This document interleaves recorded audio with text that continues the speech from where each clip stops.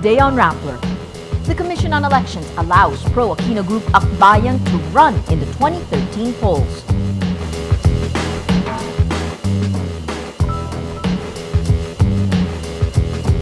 The Senate approves the sin tax reform bill.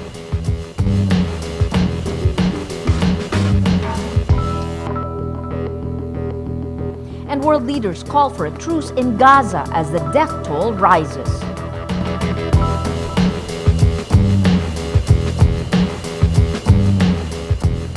Hello, I'm Maria Ressa.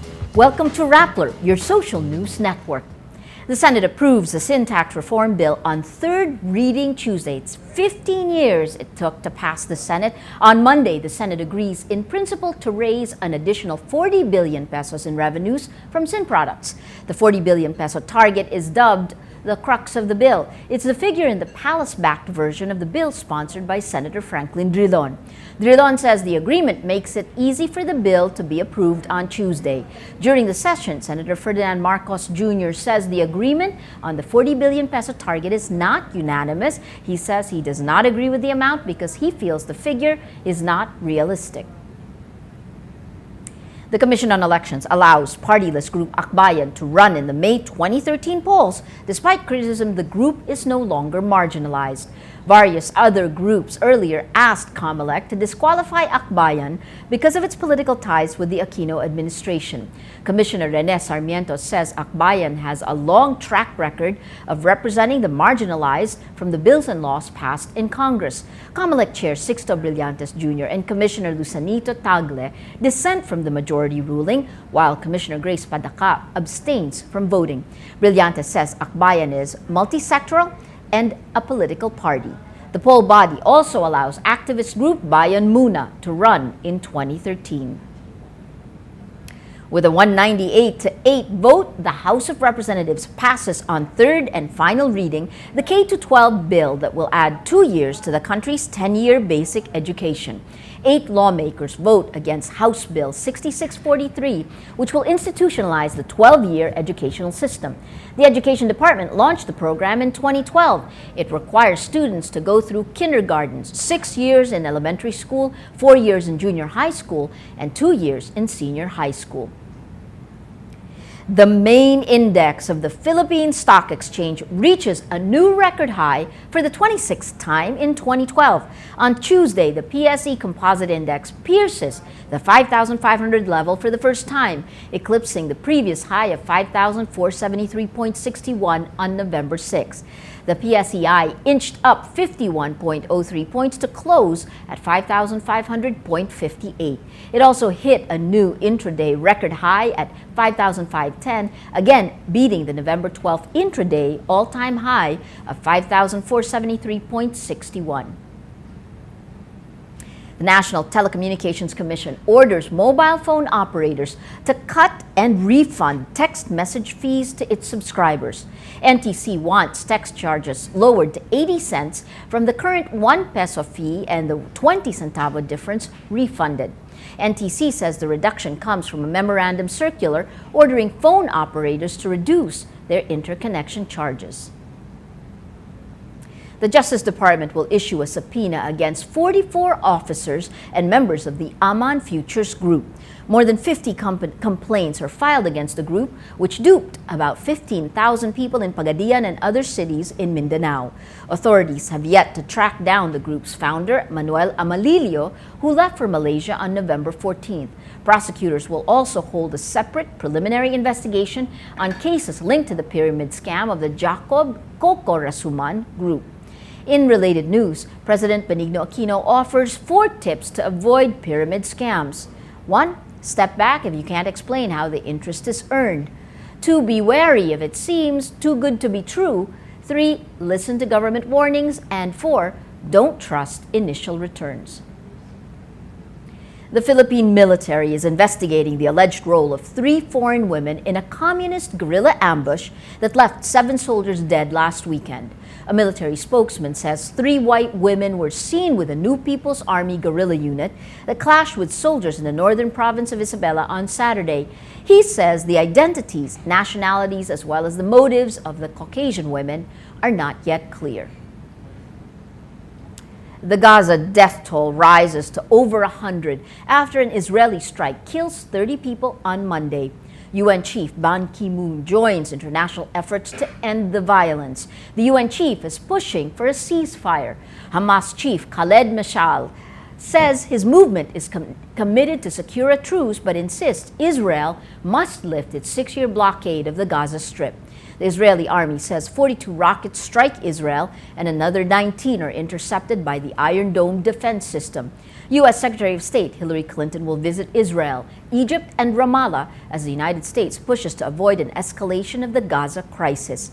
Clinton will meet Israeli Prime Minister Benjamin Netanyahu in Jerusalem, then discuss the crisis with Egyptian and Palestinian leaders. Well, let's now look at Rappler's Wrap for today, a list of the 10 most important events around the world you shouldn't miss.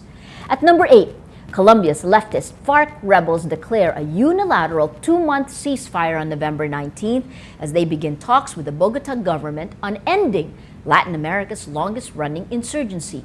But the government of President Juan Manuel Santos says it would not be bound by that ceasefire and military operations against FARC would continue. At number 9, former Central Intelligence Agency head David Petraeus was considered a master in the art of spin. Military journalist Willie Stern on Forbes describes Petraeus as a first-rate commander who knows how to use the press to his advantage. The former CIA chief returned calls and personally answered emailed questions of journalists and didn't rely solely on public relations handlers. Stern writes, quote, "There's no fundamental difference in leading troops where you want them to go and influencing the media to your advantage." And at number 10, Japan's high-tech toilets aim to rule the world, but cultural taboo is making that goal difficult to reach. Toto, which sold over 30 million high-tech toilets known as washlets, wants to dominate the global market, but Americans and others just won't buy in. Washlets have heated seats, odor-masking functions, computerized control panel with pictograms, and ambient background music. Despite the challenges in reaching foreign consumers, executives say there have been some success tapping the hotel market. For the full top 10, visit Rappler.com's The Wrap. David Beckham is bidding his LA Galaxy team farewell. On Monday, the popular midfielder announces his final competitive game with the team will be the Major League Soccer Cup 2012 on Saturday, December 1. He spent 6 seasons with the club. In the team's official website, Beckham says, quote, "I've had an incredibly special time playing for the LA Galaxy. I wanted to experience one last challenge before the end of my playing career." One of the most searched classified ads website in the Philippines stays on top of its game through engagement. Catherine Visconti reports.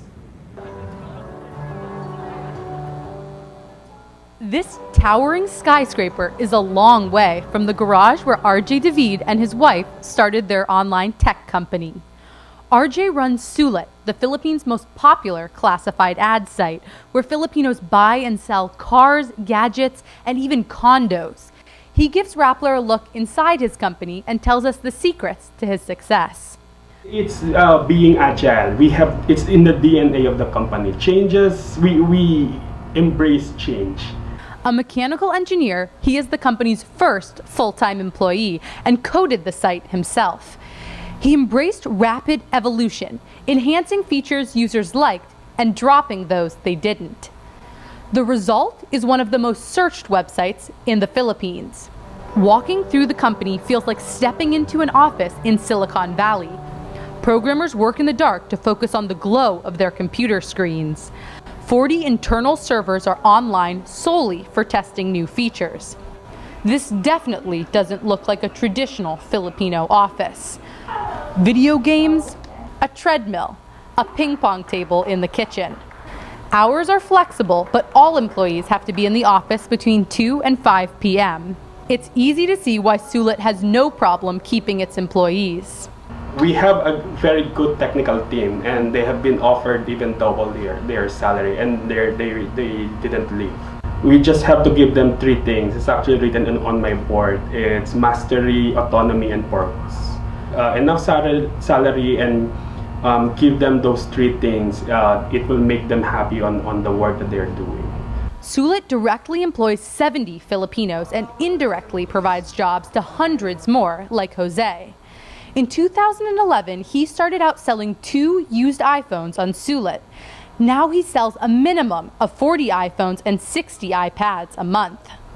We started a business because I saw it's booming.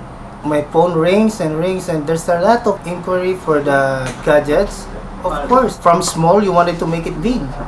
Jose now has 3 stores, but half of his sales still come from online ads on Sulit. His customers are typical of those on Sulit: young, tech-savvy, and cost-conscious. It's a powerful spending group in a country with a rising average income and a median population age of 23. These users are the cornerstone of their strategy for the future. So this is a winner-takes-all market. So that's why when you ask about the business model, revenue is not our main priority. It's market share that's our main priority. Engagement will be the key to win this battle. RJ says Sulit wants to boost its market share from 70 to 90% by the end of next year. This unassuming power couple shows no signs of stopping, and neither does their company. Catherine Visconti, Rappler, Manila. Sulit.com is leading the move of commerce online. It is the #1 website in the Philippines. Every story on Rappler has a mood meter which gives you 8 emotions to choose from. Click on how you feel and your vote is aggregated, pulled together by the mood navigator in the middle of the front page. It crowdsources the mood of the day. If you take a look, it also places the 10 stories that have gotten the most votes on their mood meters on the front page. Today's top story, Akbayan, allowed to run in 2013, 77% happy, but even then, 7% angry. The story that's gotten the most number of votes, 7 soldiers dead in Isabela communist clash. You've seen the related story, the 3 Caucasian women with them, 95% angry. That leads to the mood of the day. Today, most people are angry. Well, that's Rappler's Newscast for today, Tuesday, November 20th, 2012. Visit Rappler.com and watch our newscast Monday to Friday. Tell us how you feel on our mood meter and help us crowdsource the mood of the day. I'm Maria Ressa. As we say at Rappler, tomorrow begins today.